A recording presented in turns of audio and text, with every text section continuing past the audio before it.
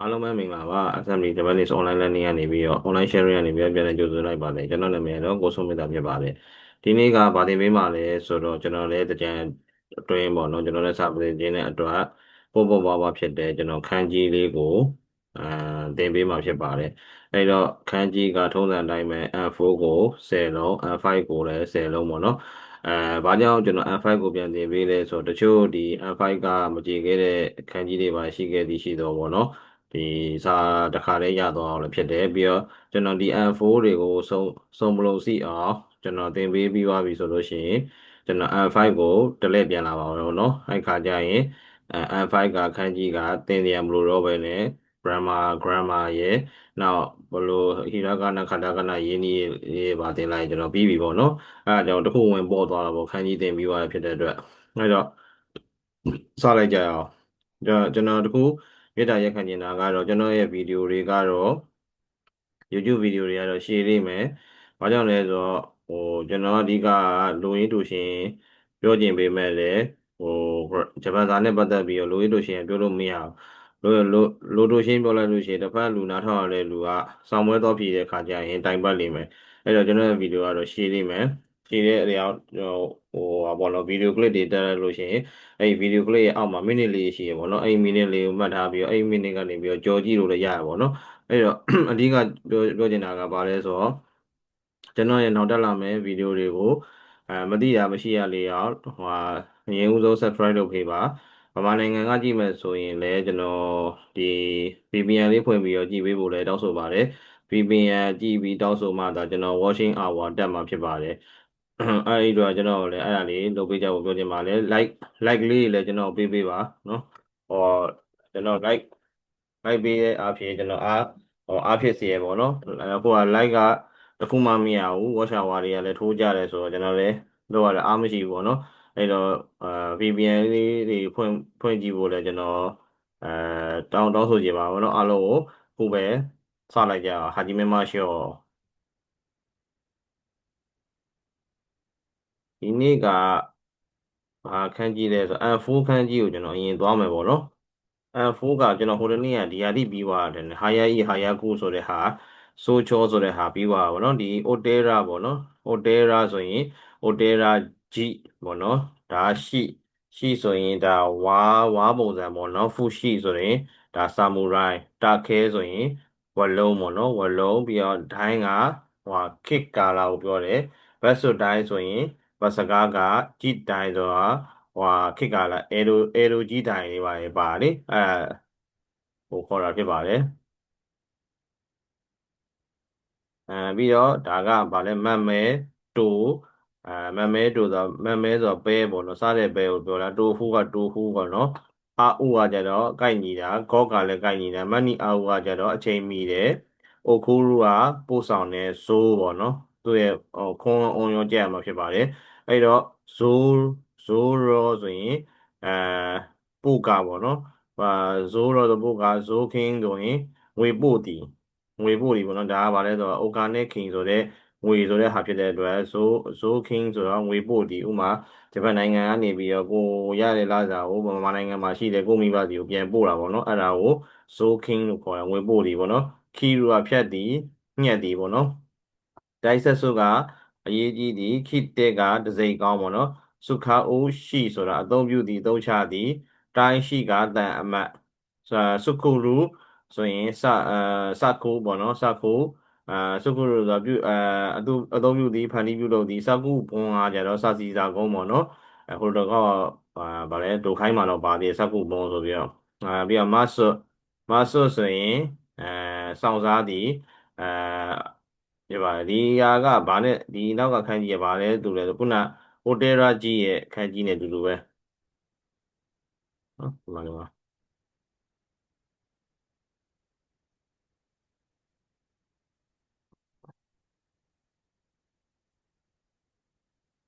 ဟိုတယ်ရာဒီမှာဟိုတယ်ရာခန်းကြီးနဲ့တူတူပဲအရှိမပါလဲဟီတိုဟီတိုလေးပါတာပဲရှိရပါတော့ကဲဟုတ်ပြီကျွန်တော်တို့အဲ့ရပြီးရင်ကျွန်တော်အရင်ဦးဆုံးဆွဲကြရအောင်ဗောနော်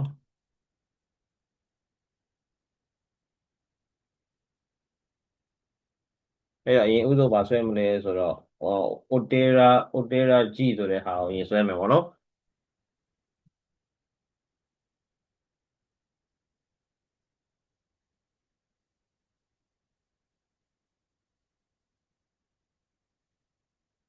အိုတေရာဆိုရင်ဒီလိုလေးရင်ဆွဲမယ်ပေါ့နော်ပြီးရင်ဒီလိုလေးဆွဲမယ်ပြီးရင်ဒါလေးအောက်ကဟာရှည်ရှည်လေးပေါ့နော်ပြီးရင်ဒီလိုလေးဆွဲမယ်ပြီးရင်ဒီလိုလေးဆွဲမယ်ဒီလိုလေးဆွဲမယ်ဒီလိုလေးအော်တေရာပေါ့နော်ပြီးရင်ရှိဆိုတော့ရှိရှိရတယ်ဒါကလည်းတိတ်မခတ်ပါဘူးကျွန်တော်တို့မြေကြီးခန်းကြီးကိုပဲအခြေခံပြီးဆွဲတာပေါ့နော်ပြီးတော့တာခဲကဝါပေါ့နော်တာခဲကဝါ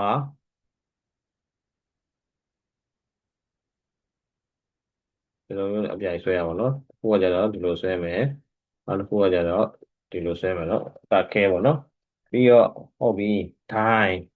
အေလိုကြီးဒိုင်းနေပါလေဆိုရင်သုံးတာပေါ့နော်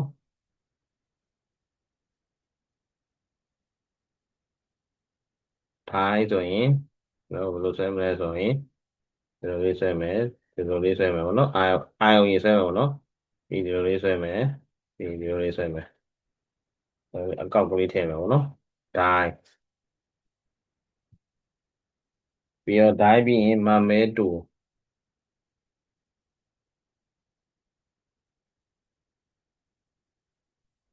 မမဲမမဲရကြတော့လွယ်ပါတယ်ဒီလိုအဘွားအဟာအတုံးရင်ဆွဲမယ်ပြီးရင်အလေကအတုံးဆွဲမယ်ပြီးရင်ဒီလိုလေးချမယ်ပြီးရင်ဒီလိုလေးချမယ်မဲတူပေါ့နော်ပြီးရင်အဥဆိုတာကိုက်ညီတယ်အဥအဥပြီးရင်ကော့ကော့ဆိုရင်ဒီမှာဒီလိုအမိုးခေါင်းမိုးပုံစံလေးဆွဲပေါ့နော်ဆွဲပြီးရင်ဒီလိုလေးဆွဲမယ်အဥကော့ပြီးရင်ပို့တယ်ဆိုတဲ့ခန်းကြီးပေါ့နော်အခုရုဇိုးခင်းတွေဇိုးရောတွေပေါ့နော်အဲ့ဒါတွေသုံးတဲ့ဟာပါအခုသို့တို့ကဘာလဲဆိုတော့ဒီလိုမျိုးလေးအရင်ဆွဲမယ်ပေါ့နော်ပြီးရင်ဒီလိုလာမယ်ဒီလိုလာမယ်ပြီးရင်ဒီလိုဆွဲမယ်ဒီလိုလေးဆွဲမယ်ပြီးဒီလိုလေးဆွဲချမယ်အခုဆိုးပေါ့နော်အဲ့ဒီမှာဘာထူးခြားချက်ရှိတယ်ဆိုတော့ဒီဇိုးကဥပါနော်အဲ့ဒါသတိထားမယ်နော်ဟိုခန်းကြီးတွေမှာဟိုမှာဗာလဲဆောင်းမိုးဘက်မှာဘာနဲ့ဖမ်းတယ်လဲဆိုတော့သူကဒီမှာဥပါတဲ့ဟာကိုတစ်ခုပေးပါမယ်ဥမပါတဲ့ဟာကိုခန်းကြီးပေးထားမယ်ဆိုရင်ဇိုးရောဆိုရင်ဇိုးမှာဥပါတယ်ရောသက်သက်ပေါ့နော်အဲ့ဒါလေးရှိပါမယ်အဲပြီးတော့ခီရုဆက်စွပ်ပေါ့နော်ပြီးဒီဖြတ်ဒီ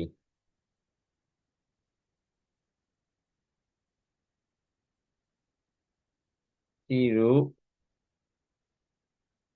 ဆက်စွပ်ခီရုဆက်စွပ်ကဒီလိုလေးဆွဲမယ်ဒီလိုလေးဆွဲမယ်ပေါ့နော်ပြီးရင်သူကဘာလာမလဲဆိုတော့ဒီလိုလေးဆွဲချလိုက်မယ်ပြီးရင်ဒီလိုလေးဆွဲမယ်ခီရုဆက်စွပ်ပေါ့နော်ပြီးရင်စုကာဥရှိအဲ့စုကာဥစာအသုံးပြုသည်ပေါ့နော်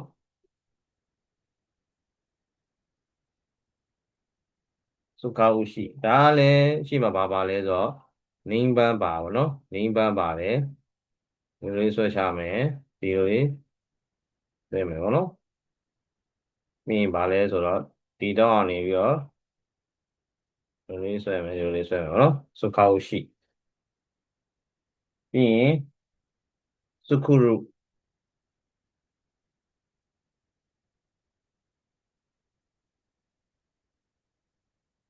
စုခုရုဆိုတဲ့ဟာအဲ့ဒါလည်းဒါလည်းနင်းပန်းပဲ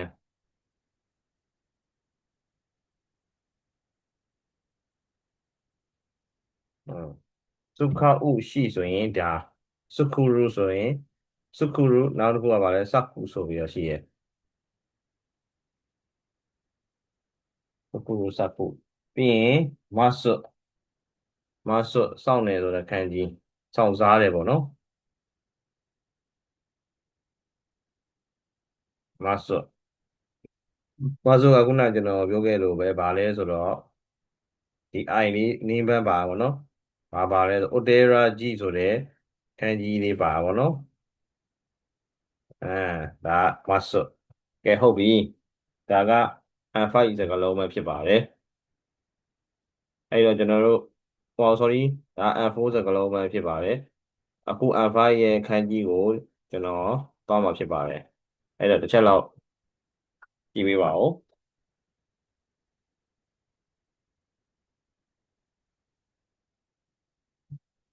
N4 ကဆိုရင်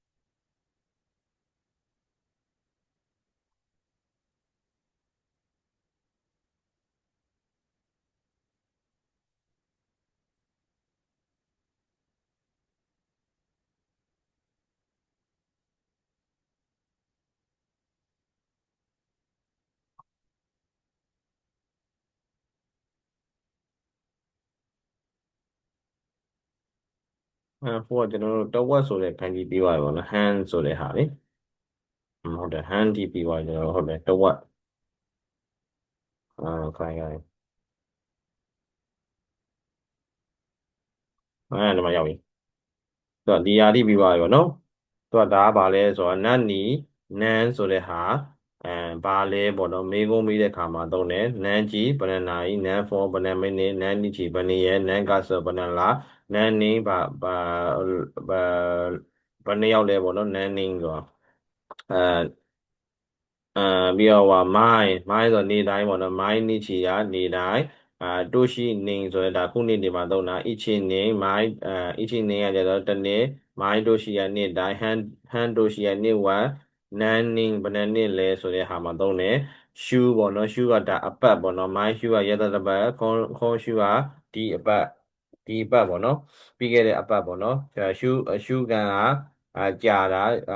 ဟိုဟာတို့ဘာလို့ကျွန်တော်ဗာလဲ issue ကန်တို့ issue ကန်တို့တစ်ပတ်ကြာတို့နှစ်ပတ်ကြာတို့အဲ့လိုနေရာမျိုးမှာဒီခန်းကြီးကိုသုံးတယ်ပေါ့နော်ပြီးတော့ cure ဆိုတဲ့ဟာပြီးတော့ cure nan ပေါ့နော်မနစ်ကဆိုတဲ့အဓိပ္ပာယ်သုံးတယ်ပြီး god အဲ god ဆိုရင်ဟို god ကဘာနဲ့သုံးမလဲဆို god zan ဆိုရင်ဇန်ဆိုရင်အရှိဆိုတဲ့ကျက်တယ်မလား god zan ဆိုအရှိဆိုရင် god zan ဆိုရင်မနက်ကအဲ god ငေါ့ဆိုရင်အတူ god ဆိုရင် god ငေါ့ဆိုညနေပိုင်းသူကဂေါ်ဇန်းနဲ့ခေါင်းငေါနဲ့ကဘယ်လိုခွဲလဲဆိုတော့ဂေါ်ဇန်းကကြတော့မနေ့6နာရီနေစထွက်တဲ့ဟာကနေပြီးတော့12နာရီအထိကိုဂေါ်ဇန်း12နာရီနောက်ပိုင်း1နာရီနောက်ကဟာဆိုရင်ခေါင်းငေါပေါ့နော်တနာရီနောက်ပိုင်း1 2 3 4 5 6ပေါ့နော်အဲ့ဒါခေါင်းငေါပေါ့နော်အဲ့ဒါလေးဖြစ်ပါတယ်ဒါရောမှာဆိုလို့ကျွန်တော်ပြောပြပေးတာဖြစ်ပါတယ်အားလုံးပဲဟိုဟာခန်းကြီးစကားလုံးတွေစရေးပြီးတော့မယ်ပေါ့နော်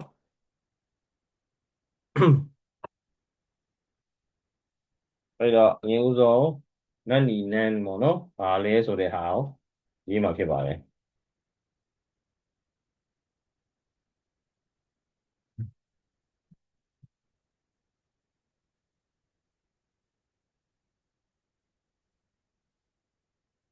နန်းနီသူက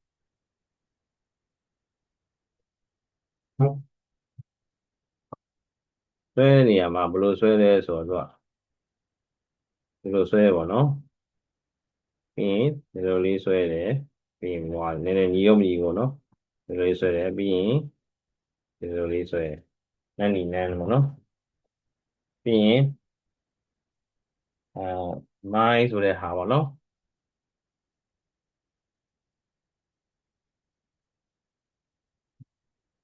မိုင်းကဘယ်လိုဆွဲလဲဆိုတော့ဒီလိုလေးဆွဲလိုက်တယ်ပြီးရင်ဒီလိုလေးဆွဲတယ်ဒီလိုလေးဆွဲတယ်ပြီးရင်ဒီလိုလေးဆွဲတယ်ဒီလိုလေးဆွဲတယ်ဒီလိုလေးဆွဲတယ်ပြီးရင်ဒီလိုလေးအရင်ဆွဲချပါတော့ပြီးရင်ဒီလိုကန့်လန့်ပြသွားတယ်မိုင်းအဲ့တော့ဟုတ်ပြီနေတိုးရှိ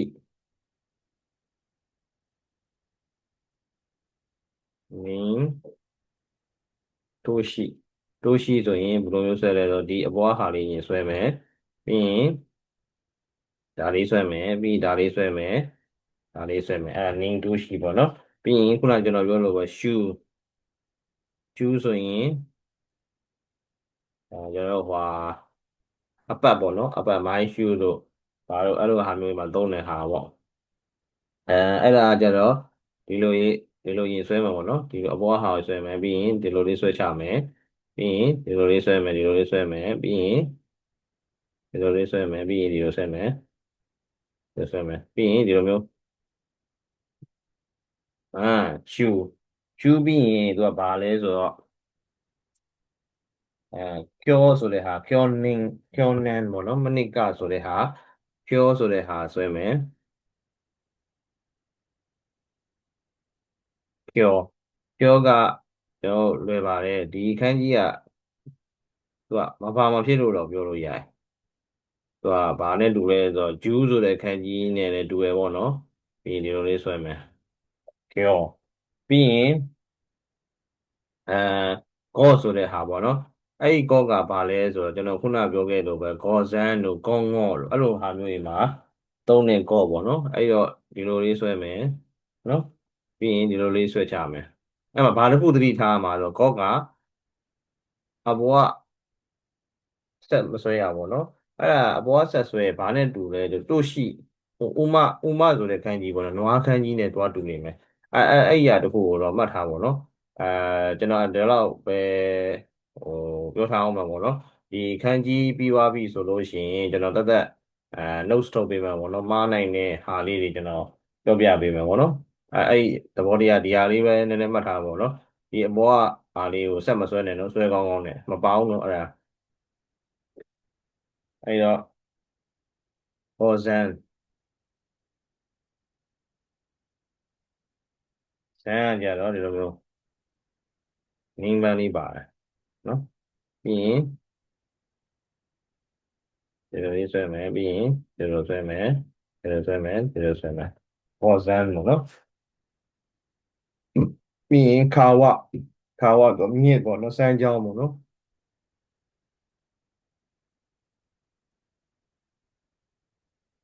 ခါဝကကြတော့ဒီလိုမျိုးပြီးရင်ဒီလိုဆွဲမယ်ဒီဒီကောင်ကနည်းနည်းရှည်တယ်ဒီကောင်နည်းနည်းတူတယ်ဒီကောင်နည်းနည်းလေးပိုရှည်ပေါ့နော်အဲ့ဒါလေးသတိထားမယ်ပြီးဥမိကဟိုဟာပင်လေဥမိကပင်လေဒါကြတော့ဘာရင်ဆွဲရမလဲဆိုတော့ဦးမီကပင်လေဖြစ်တဲ့အတွက်ရေ30ကိုရင်ဆွဲမယ်ပေါ့နော်ပြီးရင်ဒီလိုလေးဆွဲချမယ်ဒီလိုလေးဆွဲမယ်ပေါ့နော်ပြီးရင်ဒီလိုလေးဆွဲမယ်ပြီးရင်ဒီလိုလေးဆွဲမယ်ဒီလိုလေးဆွဲမယ်ဒီလိုလေးဆွဲမယ်ပြီးရင်ကျွန်တော်တို့ဒီဟာရင်ဆွဲမှာပေါ့နော်ပြီးရင်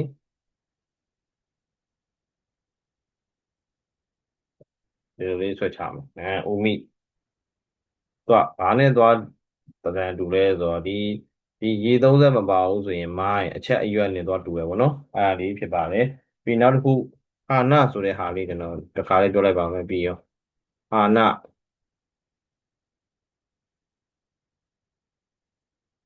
ဟာနကပန်းပေါ့နော်သူကဘာကအဓိကလဲဆိုတော့ဒီမှာ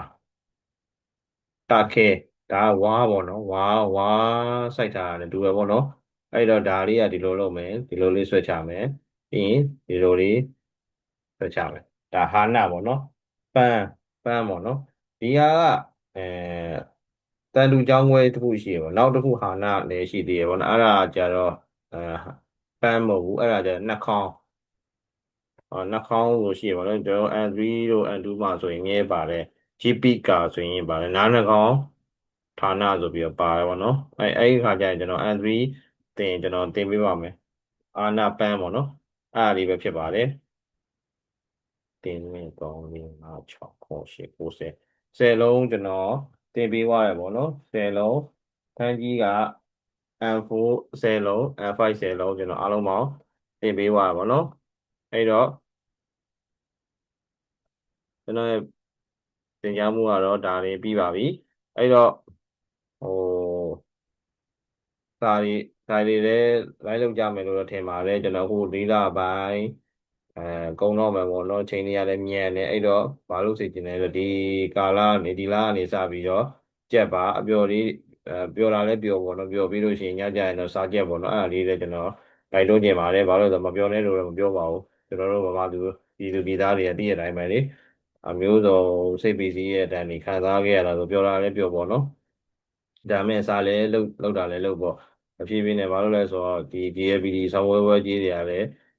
ဟိုတဖြည်းဖြည်းနဲ့များလာပြီပေါ့နော်ဟိုမအောင်ခဲ့လို့ရှိရင်ဆောင်းဝဲကြီးတွေက နှမျိုးစရာအင်မတန်ကောင်းပါတယ်အဲ့တော့ကျွန်တော်အနေနဲ့ဟိုဒီကပြောနေတာတော့စာလို့ပေါ့နော်မပြေးနဲ့ကျွန်တော်ဒီမှာလည်းဒီ YouTube မှာလည်းကျွန်တော်